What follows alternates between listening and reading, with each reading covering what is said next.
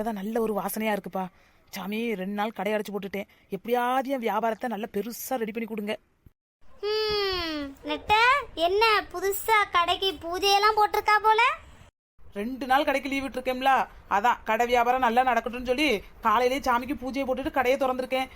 பார்க்கலாம் என்னன்னு வியாபாரம் நடக்குதுன்னு. என்னைய நம்பியோ கைவிட மாட்டார். என்னது? இல்ல இல்ல இல்ல இல்ல இல்ல, கடவுளை நம்பியோர் கைவிட மாட்டார். அதான பார்த்தேன். என்ன இந்த பக்கம் காலையிலேயே? நீ கடையை திறந்திருக்கியா இல்லையான்னு பாக்குறதுக்கு வந்தேன்.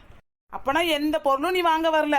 நான் கடையை திறந்திருக்கனா இல்லையான்னு பார்த்துட்டு என் மாமியாரிட்ட போட்டு கொடுக்கலான்னு இந்த பக்கம் வந்திருக்கா. அப்படிதானே நாள் முடி? சேச்சே, நானும் அந்த வேலையை பாப்பேனா?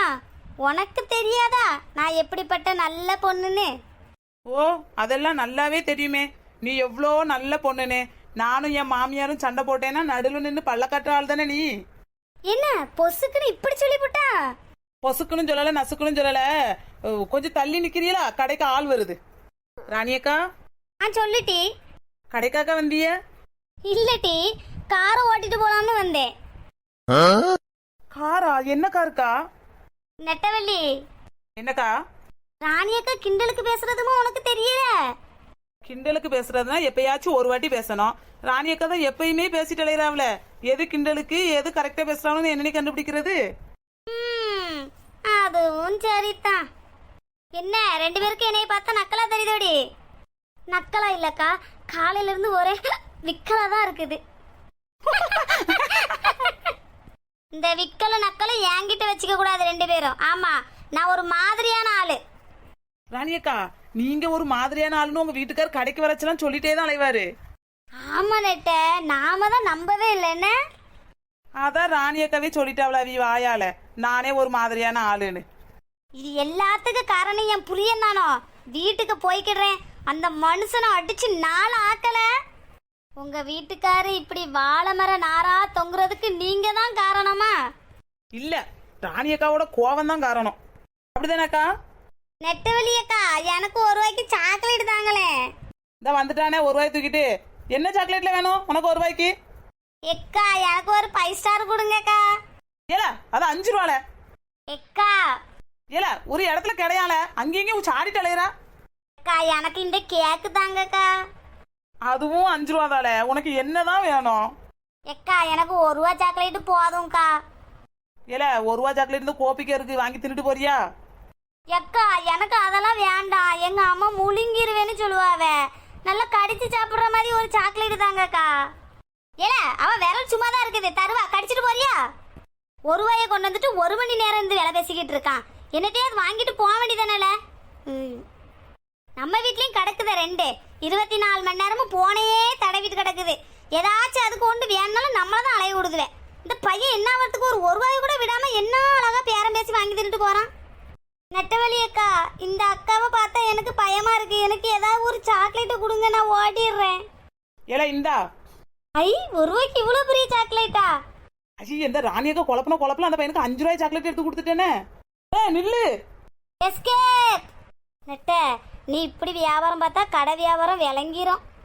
ராணியக்கா, எல்லாம் உங்களாலதான்க்கா. நீ கூறுகட்டத்தனமா வியாபாரத்தை பார்த்துட்டு எல்லாம் என்னாலும் சொல்லிக்கிட்டு இருக்கா. கடைக்கு இப்ப எதுக்குக்கா வந்திய?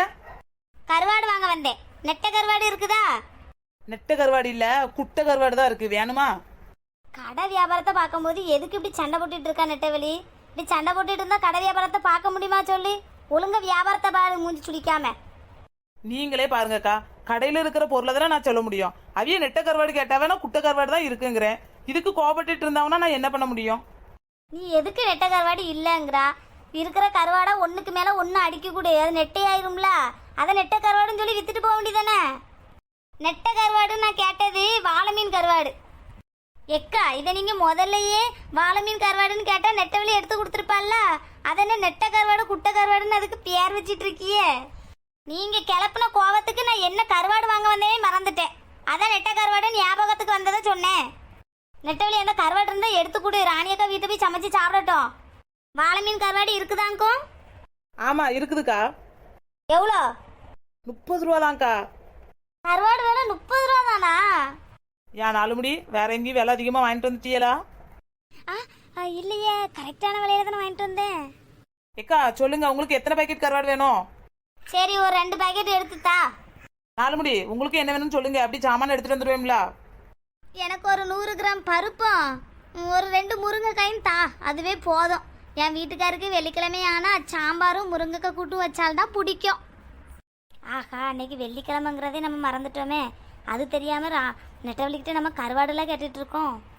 நெட்டை, எனக்கும் இப்போ கருவாடெல்லாம் வேண்டாம், அங்கேயே வச்சிரு. ஏக்கா என்ன விளையாடுறீங்களோ? சும்மா ஒவ்வொரு பொருளே பிச்சு பிச்சு நான் கீழே போட்டா என்னன்னு வியாபாரம் நடக்கும்? என்கிட்ட இருந்து யார் வாங்குவா? அப்படிலாம் ரிட்டர்ன் போட முடியாது, வாங்கிட்டு போங்க. இன்னைக்கு வெள்ளிக்கிழமை இல்ல, கருவாடை வாங்கி நான் என்ன செய்ய போறேன்? கடையில் தூக்கி போடேன், நான் நாளைக்கு வாங்கிக்கிடுவேன்ல. கடையில தூக்கி போடுறதுக்கு தான் நீங்க உங்க கையில வாங்கிட்டு போயிடலாம்ல. ஏன் நாளைக்கு வச்சா அந்த கருவாடு குழம்பு ஏத்துக்காதா? வாங்கிட்டு போய் நாளைக்கு வைங்க. சி, இந்த நெட்டவெளி என்ன நிலை நிற்கிறா? வியாபாரம்னா ஒரு நெளிவு சுழிவு, ஒரு ஏற்றம் இறக்கம் வேணும். இப்படி வர்ற வீட்டெல்லாம் மூஞ்சி முறையும் காமிச்சா வர்றவி என்னென்னு சாமான் வாங்குவாவ?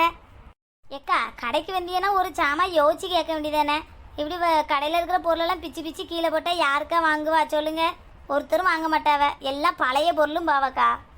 இங்கே பாரு 4 முடி, இந்த கடை உனக்கா சொந்தம் இல்லையேக்கா?